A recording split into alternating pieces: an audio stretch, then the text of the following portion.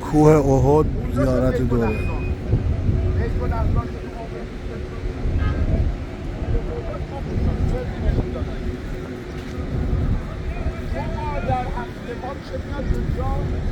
سر قبر جناب حمزه یاد رسول الله، یاد قربت امیرالمومنین اون موقع که با طناب دستاشو بستم میکشیدن فرمود اگر حمزه و جعفر بود نمیذاشتم که این کارو با من بکنه. دو نفر این دو نفر حمزه و جعفر اگه بودن نمیتونستیم این کارو با من. ما اندازه حمزه و جعفر نیستیم، برای اهل بیت نیستیم بگیریم. اومدیم سر قبر جناب حمزه چیکار؟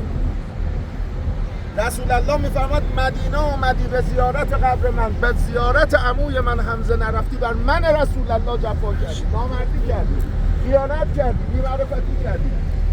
اومدی سر قبر کسی که هر کی سر قبرش میاد رسول الله خوشحال میشه. وقتی که جد عموشو تکه تکه کردن، جنگ سختی بود. الان براتون توضیح میدم ماوقع جنگو. خیلی کشته داد این جنگ، 70 خورده ای کشته داد. 70 نفر اینجا الان دفنن. این 70 خورده ای شهید شدن. خیلی ها دیگه خانواده همه عزادار شدن. برای شهیده، برای دست داده، برای پسره، برای داماده، برای بابای خودشون گریه میکردن. یه دفعه آقا رسول الله دید هیچکی برای حمزه گریه نمیکنه.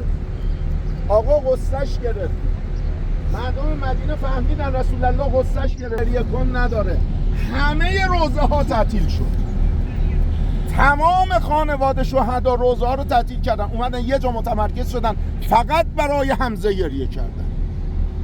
من سر قبر مادرم برای حسین گریه کردم، برای حضرت زهرا گریه کردم. من سر قبر بابام وقتی بابام گذاشتن تو خاک برای سید الشهدا گریه کردم. گفتن بابامو تو خاک دارن میذارن، صورت داره، سر داره. امام سجاد باباشو گذاشت تو خاک، سر نداشت. اینو به ما دستور دادن. غصه دار شدید یاد حسین ما بیفتید. تا قبل کربلا سید الشهدا یه نفر بود، این آقا بود. از بعد کربلا سید الشهدا شد حسین. نه فقط حسین ایشون شد سید الشهدای رسول الله، اما سید الشهدای عالم شد حسین. حسینه که زمین و آسمان برش گریه میکنه. فلیبکل باکون فلیندو بالنادبون. سجه باید بزنی برای حسین. توشه بردار. ماه ذیقعده ایم، برگردیم ماه ذی‌حجه، یعنی محرم حسین اومد. یه کار کن مادرش لیاقت 60 روز مشکی پوشیدن حسین بهت بده. اون موقع دست به سنگ بزنی دست حکم کیمیا پیدا میکنه. خونه 20 متریت ارزش این پیدا میکنه 200 نفر آدم توش جا بشه. آقا مگه ممکنه؟ به خدای علی اعلی من دارم میکنم این کارو، دارم قسم جلاله میخورم. تو خونه 23-4 متری 100 نفر آدم هر هفته جمع میشه. 2 تا واحد 23-4 متری 200 نفر آدم. ممکنه از نظر عرض و طول؟ خدا اراده بکنه توی قلب یه ذره‌ای خودش که بی نهایته میتونه جا بکنه. همه شما تو زندگیتون مشکلات داشتید، اما فقط شما رو از 8 میلیارد نفر گلچین کرده آورده. الان به خواهرها گفتم ما دیشب رفتیم تو روزه، دیشب رفتیم تو روزه، گفتم اگر نمیخواست راتون نمیداد، اون خواست. اگر این آقا اراده نکرده بود هیچ کدوم ما الان اینجا نبودیم. این تیر چراغ برق رو نگاه کنید، همه این تیر چراغ برق رو نگاه کنید. دیدید؟ سفیده دیدید؟ بغلش یه گلدسته مسجده. دیدید؟ یه شکاف بالاست، یه شکاف پایین سمت چپ. دیدید همه؟ نگاه کنید 2 تا شکافه، یه دونه این ور چراغ برق سمت راستشه، یه دونه پایین‌تر سمت چپش. همه دیدن؟ ببینید یه ذره برونورتر. اون شکافی که آقا رسول الله و امیرالمومنین درش قرار داد، این شکاف چپی است که 1400 سال بوی عطر گل محمدی میداد. 5 سال پیش 6 سال پیش اومدن 7 متر بتونش کرد، الان بتون شده است. الان برید جلوش، ما ایامی که مثلا میریم 7 متر بتون کردن که کسی نره. اول اومدن کثافت گوسفند ریختن که بوش بره و نباشه و فلان، دیدن نه، باز زوبارمیان اومدن 7 متر. اینجا کجاست؟ دشمن از جنوب اومده، اینجا شمال مدینه است. این کوه اسمش احده. احد یعنی تک، درست شد؟ پشت سلسله جباله. این احده، این احده، اون احد نیست، این احده. درست شد؟ اینجا شمال مدینه است. جنوب مدینه اونجاست که ما هتل داریم، درست شد؟ اونجاست که از مکه میاد. دشمن از اونجا اومده، باید جنگ اونور میشده. نه، دور تا دور مدینه اینطوری بسته است، جنوب شرق غرب کامل بسته است، درست شد؟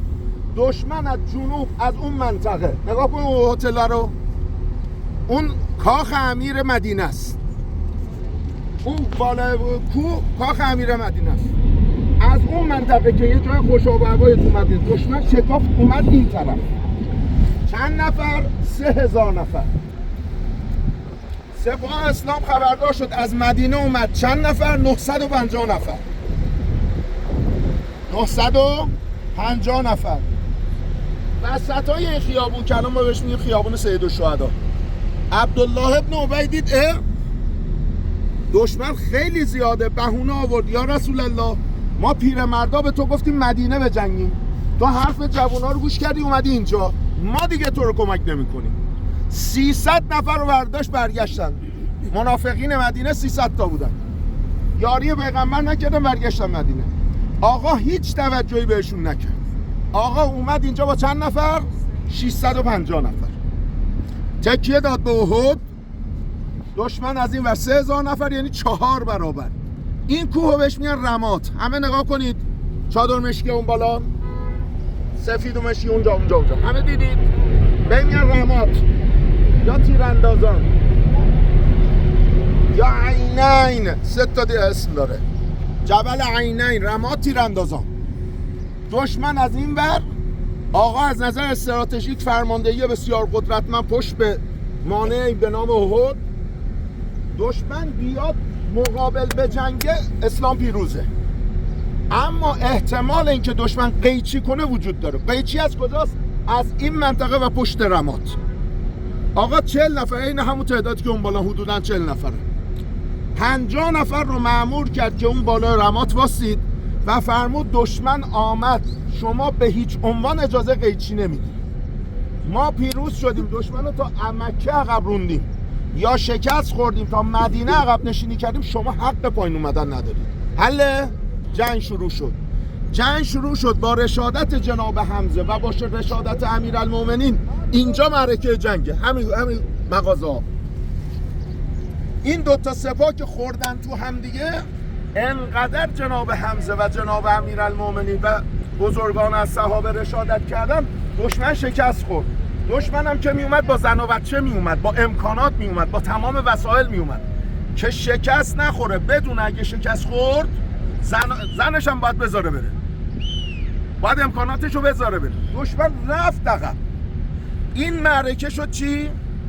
همه وسایل دشمن باقی مون.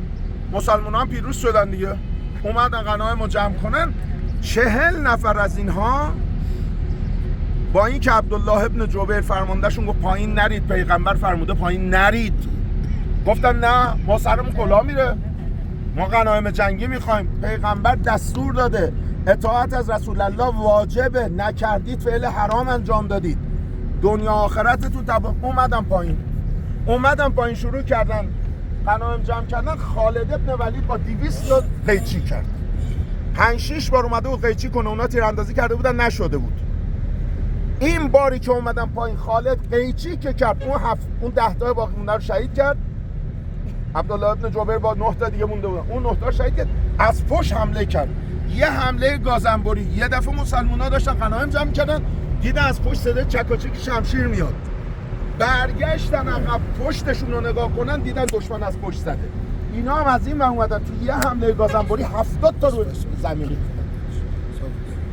70 نفر از عزیزان رسول الله اینجا زمین ریختن. که وحشی با اون نیزه‌ای که پرت کرد تو قلب جناب حمزه رو به شهادت رسون، همینجا هند سینه جناب حمزه رو پاره کرد و جگر جناب حمزه رو به دندان کشید. دشمن اینه، دشمن به ما رحم نمیکنه، دشمن به ناموس ما به ما رحم نمیکنه، دشمن قسم خورده که ریشه ما رو بکنه. فقط اینو براتون بگم خانومایی که بهتون گفتم عاتکه و صفیه کنار حواساتون نیست، کنار بن ام البنین گفتم کی دفنه؟ عاتکه و صفیه، 2 تا اماه رسول الله. زنای مدینه خبردار شدن که جنگ اینطوری شده، اومدن به کمک مردا، اومدن. آقا رسول الله شنید عمه‌های رسول الله یعنی خواهرای جناب حمزه زمین، آقا فرمود عبا بندازید رو حمزه. عباش آقا برداشت پهن کرد رو بدن حمزه، چون بدن حمزه رو تکه تکه کرده بودن. آقا فرمود خواهر تحمل دیدن برادر رو تو این وضعیت نداره، نذاشت آقا، نذاشت عمه‌هاش بدن حمزه رو نگاه کنن. فدای تو بشم آقای مهربون، آقای رحمت للعالمین. ما یه خواهری سراغ داریم وقتی که اومد یه سری نبود که نبینه و بشناسه. ما یه خواهری سراغ داریم که وقتی اومد دست برمی داشت پا زمین می افتاد. ما یه بچه های سراغ داریم که با کعبه و تازیانه از او بدن جداشون کردن. کاش که اونجا می اومدی نمیذاشتی خواهر بیاد برادر رو ببینه. کاش که اونجا بودی نمیدیدش که انگشتا و انگشتر بردن. فدای تو بشم. این معرکه که تو خیلی دوست داری مردم بیان اینجا عمو جان تو رو زیارت بکنن، سید الشهدای تو رو اسمشو بالا ببرن. اما ما یه سید الشهدا داریم، هر موقع اسمشو میاریم آتیش به دلمون میزنیم، اونم هیچکی نیست الا حسین. به خاطر این بزرگان ما میفرمان شیعه نیست کسی که 3 بار بگه صلی الله علیک یا ابا عبدالله اشهر چشاش جاری نشه. خودتو اینطوری تست بکن. انشالله به حق حضرت زهرا هر ساله با معرفت، همین سالی که داره میاد پشت سر مهدی فاطمه، این زیارت پربرکت برای ما روزیمون بشه. انشالله از این حال و هوا درس بگیریم، پشت امام جامعه‌مون و پشت رهبرمون و پشت ولی امرمون رو خالی نکنیم. انشالله مواظبت بکنیم دنیا نذاره که ما از حسینمون و از امام زمانمون دست بکشیم. صلوات خط بریم برای زیارت. بفرمایید برای زیارت. بفرمایید. با هم زیارت میکنیم برمیگردیم، توقف نداریم، کسی هم بالا کوه نره. بفرمایید.